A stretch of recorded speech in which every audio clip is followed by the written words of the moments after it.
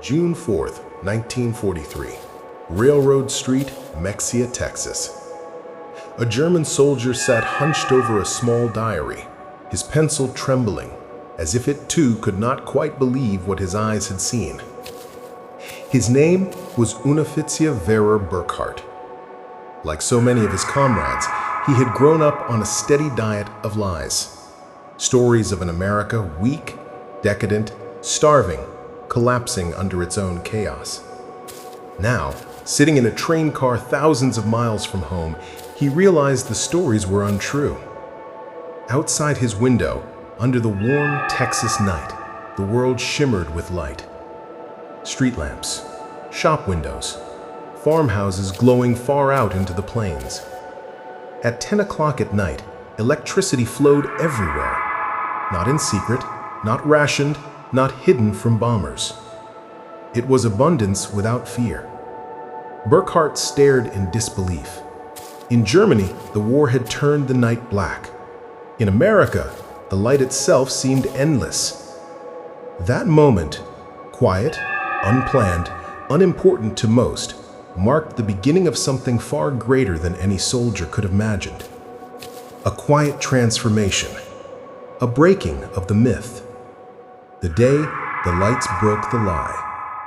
But this story had begun long before that Texas platform, far away under the African sun. On May 13, 1943, the guns fell silent across North Africa. Axis forces, German and Italian alike, laid down their arms.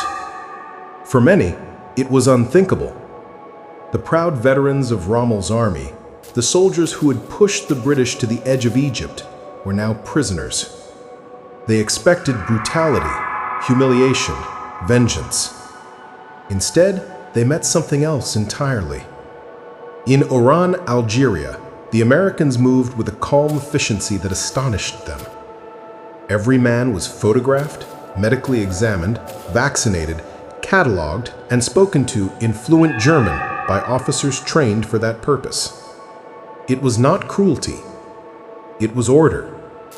Then came the first true shock. The food.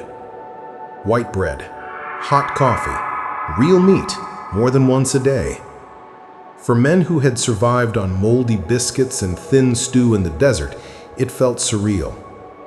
One prisoner later wrote, "We thought it was theater, a show to impress us.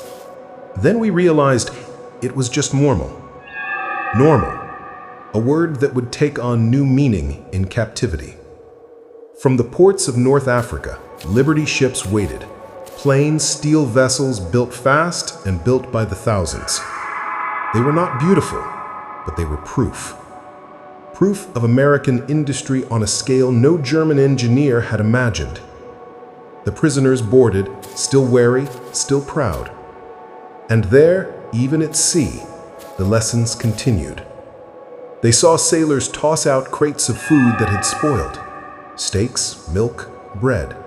Not because of neglect, but because there was simply more where it came from.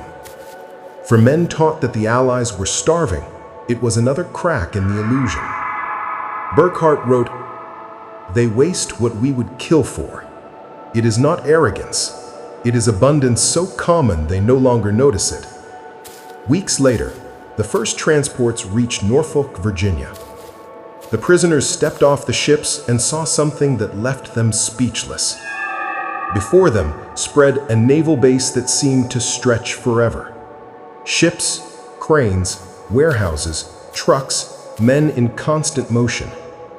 An entire world built for work, not spectacle. One German officer counted more cargo ships in one view than his homeland might handle in a week. This was the America they had been told could barely stand on its own. And yet, everywhere they looked, it stood stronger than ever. Then came the trains. Not cattle cars, not the cramped, airless boxes they had used for their own captives. These were passenger coaches. Pullman cars with padded seats, wide windows, dining service, and air conditioning. When the cooling failed for a moment, an American guard apologized. A German sergeant laughed. "He thought such things existed only for generals," he said. The guard smiled. "Here, it's for everyone." Mile by mile, the landscape rolled past. Farms that stretched to the horizon, endless highways, towns alight deep into the night. Factories running through the dark. Parking lots filled even at midnight. Burkhart pressed his face to the glass, watching as small towns glowed like constellations scattered across the plains. Everywhere, evidence of a nation whose strength was not shouted, but shown. He wrote, "In Germany, a man dreams of owning a single car. Here, dock workers drive to work. Farmers own machines that do the labor of entire platoons." At every stop, the myth of German superiority fell away piece by piece. Where they had imagined chaos, they saw order. Where they expected poverty, they saw prosperity. And where they had been told democracy was weakness, they found confidence, quiet, unassuming, and unbreakable. As the train carried them deeper inland, Burkhart and his comrades realized they were witnessing something their propaganda had never prepared them for. A nation not perfect, not without flaws, but one alive with motion, invention, and belief in its own purpose. By the time the train reached Texas, the shock had turned to reflection. The men looked out through the windows and for the first time wondered if the lies they had believed all their lives had already been defeated. That night, as the train slowed through the quiet town of Mexico, the lights burned brighter than ever. Street lamps lined the roads. Houses glowed in the dark. Electric bulbs, simple and ordinary, shining without fear. Burkhart lifted his pencil, opened his diary, and wrote by the flickering glow of the coach lamp. He wrote, "We have been taught that they are weak, but I have seen their strength. It is not in their weapons, but in the way their lights never go out." He did not know it yet, but that moment would mark the beginning of something far greater than surrender. For thousands of prisoners across America, captivity would become revelation. And for many, it would begin a transformation that would echo far beyond the barbed wire. This was not the story of defeat. It was the story of discovery, of men who came as enemies and left as witnesses. And it began quietly under the Texas sky. On the day, the lights broke the lie. For the German prisoners who arrived in America in 1943, the first days in the camps were disorienting. They expected punishment, deprivation, perhaps even revenge. What they found instead was order, efficiency, and something far more unsettling: kindness. The camps were not palaces, but they worked. Barracks stood straight and clean, with electric lights and running water. There were functioning kitchens, medical wards, and libraries. It was not comfort that shocked them. It was normalcy. Burkhart wrote, "They treat us as men, not beasts. It is confusing." Each camp followed a system built on the Geneva Convention. The rules were clear. Prisoners would work, but never on direct war production. They would be fed properly, given medical care, and allowed letters home. For many of these men, this was the first time they saw rules actually honored, even for enemies. In Germany, they had learned that mercy was weakness. Here, they saw that mercy could be strength. The first real astonishment came from the kitchens. Walk-in refrigerators, electric mixers, steam tables. Prisoner cooks stood before rows of gleaming equipment, stunned by its precision. They prepared full meals for thousands: meat, potatoes, vegetables, coffee, bread so white it gleamed under the lights. And every day, they threw away what was left over. A prisoner wrote, "I watched them discard food without a thought, not from arrogance, but from plenty." In Germany, a scrap of bread was worth a quarrel. Here, food is like air, everywhere. The contrast cut deep. It wasn't just about hunger, it was about dignity, about what kind of society could afford to waste when another starved. The hospitals surprised them even more. Camp doctors worked with precision and care. There were X-ray machines, surgical tools, penicillin, a miracle none of them had ever seen. When German surgeons were allowed to assist, they were humbled. Some said the American wards had more resources than civilian hospitals back home. Burckhardt noted, "They heal our wounds as if they were our own." And for men raised to see compassion as softness, that was an education more powerful than any lecture. As the weeks turned to months, life behind the wire settled into rhythm. Work, meals, letters, recreation, and, increasingly, learning. The Americans believed that even prisoners could be educated, and education became one of the quiet weapons of democracy. Camp newspapers appeared, written by the prisoners themselves. At first, they were filled with pride, bitterness, and defiance. But gradually, they changed. Articles began to question Nazi propaganda. Men debated democracy, reconstruction, morality. Some even wrote essays about what Germany could become after the war. The transformation was not forced. It was discovered, like light entering through cracks in old walls. One of the most remarkable efforts came from the universities. American colleges sent textbooks and course materials. Thousands of prisoners took classes in English, mathematics, agriculture, and civics. A few even earned credit that would later count toward university degrees in Germany. One prisoner later said, "We came to hate, but they taught us to think." Outside the fences, America needed workers. With millions of men overseas, the country faced labor shortages in farms and in factories. The solution came from within the camps. Under guard, but with trust, the prisoners went to work in fields, sawmills, canneries, and lumber yards. They were forbidden to handle weapons or build tanks, but they could harvest crops, repair equipment, and help sustain the home front. What they saw during those work assignments changed them more than anything else. They saw women welding, riveting, driving trucks. They saw black workers running heavy machinery, working side by side with white Americans. They saw young boys and girls learning trades, running shops, serving in offices. For men who had grown up in a system obsessed with race and hierarchy, it was disorienting. They had been taught that such diversity was weakness, but what they saw was strength.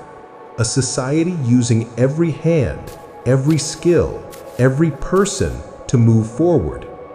Burckhardt wrote, "Here, even those our leaders call inferior command machines we cannot build." He stared for a long time at a black welder guiding molten steel with perfect precision and added simply, "I was wrong." The work was hard, but it was honest. Farmers paid the government for the labor, and a portion went into small prisoner accounts. The men earned money they could spend in the camp canteens, buying candy, soap, cigarettes, writing paper. It was simple, and it restored something that war had stolen from them, a sense of worth. For the first time in years, they were not soldiers or tools of ideology. They were workers, men again. Then came Christmas of 1943. Across the camps, snow fell quietly on barbed wire and barracks roofs. The war was far away, yet still close in every heart. That winter, American church groups sent packages, 500,000 in total. Cookies, fruit, books, letters from strangers. In many camps, American choirs came and sang carols in German. Prisoners joined in softly, voices blending across the wire. For a few moments, enemies shared the same hymns. One wrote, I did not know a man could feel homesick and grateful at the same time. The food that night was roast turkey and pie, the same meal served in American homes. It wasn't propaganda, it was habit, generosity made ordinary. And that, more than anything else, cracked the old certainty that the enemy was monstrous. Burckhardt wrote, "We were fed not as captives, but as guests of a nation too sure of itself to be cruel." Over time, friendships formed, cautious, quiet, but real. Farmers shook hands with the same men that worked their fields. Camp guards and prisoners shared jokes. Children from nearby towns waved as work details passed by. There were rules, always rules, but between them bloomed moments of understanding. One officer wrote, "They could have treated us as beasts. They chose to treat us as men, and because of that, we began to become men again." By 1944, American intelligence officers were reporting something remarkable, an ideological collapse. The fanatics had lost their fire. Men who once quoted Hitler now quoted Thomas Jefferson. Officers who had preached conquest were now talking about rebuilding. It was not brainwashing, it was recognition. They had seen another way to live, and it worked. In the camps of Texas, Arkansas, and the Midwest, seeds of a quiet revolution took root.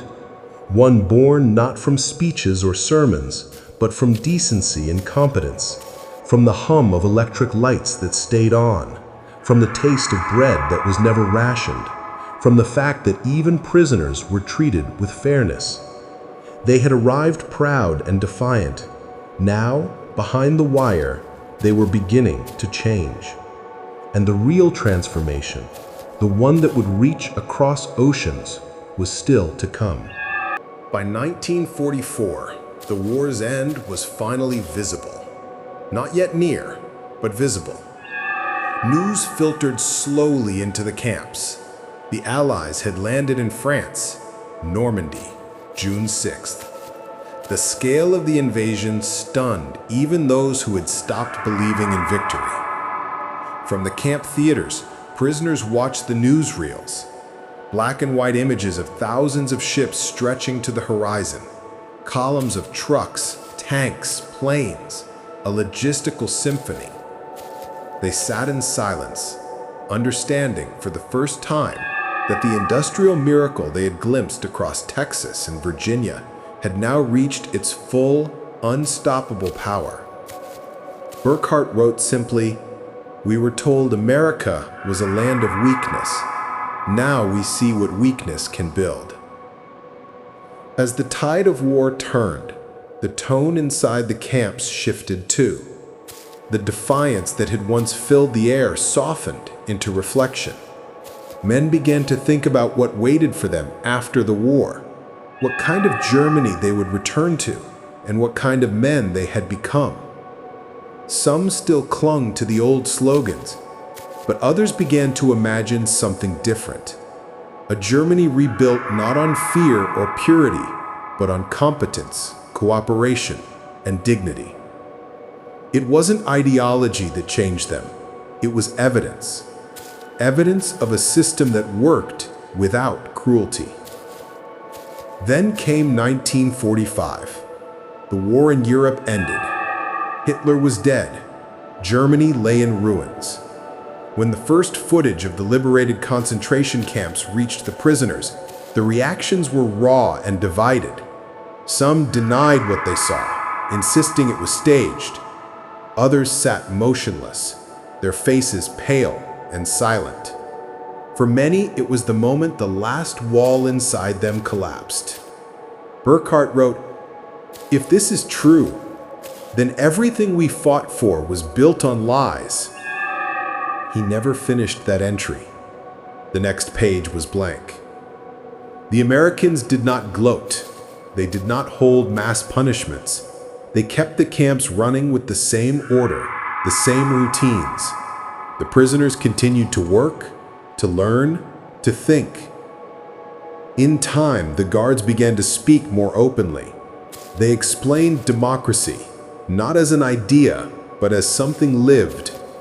Some prisoners asked to borrow American history books. They studied the Constitution, the Bill of Rights, the structure of local government. It was not indoctrination, it was curiosity. Men who had been taught to follow orders were learning how to question. Between 1945 and 1946, the repatriations began. Train after train, ship after ship. From the quiet camps of Texas, Louisiana, and the Midwest, the prisoners were sent home. They returned to a homeland that no longer existed. Cities burned, families gone, hunger everywhere. But they also returned carrying something intangible: knowledge. Knowledge of machines that never stopped running, of farms that fed millions, of schools open to every child, of laws that even guards obeyed. One man said, "We were prisoners in America, but we felt more free there than we ever did in Germany." Many of these men helped rebuild their country. They brought back skills learned in the camps: engineering, organization, agriculture, medicine. Some became teachers, farmers, community leaders. Others helped design the new democratic institutions of West Germany. They did not forget what they had seen. Burckhardt, years later, wrote a final note in his diary. "I saw a country that conquered without hatred. That is a lesson no bomb can destroy." Historians would later call it an unintentional re-education. There were no lectures, no indoctrination, only exposure. Exposure to competence, abundance, and simple human decency. The Americans had shown their prisoners something that the Third Reich could never show: that freedom, when organized, is stronger than tyranny; that kindness, when consistent, is more persuasive than fear; and that the greatest weapon in any war is not a gun, it is example. In those final days, as trains prepared to depart for Europe, many prisoners stood quietly by the fences. Some exchanged handshakes with their guards. A few wept. They left behind not only the land that had captured them, but the vision that had transformed them. The lights that had once stunned Burckhardt on that June night in Texas still burned.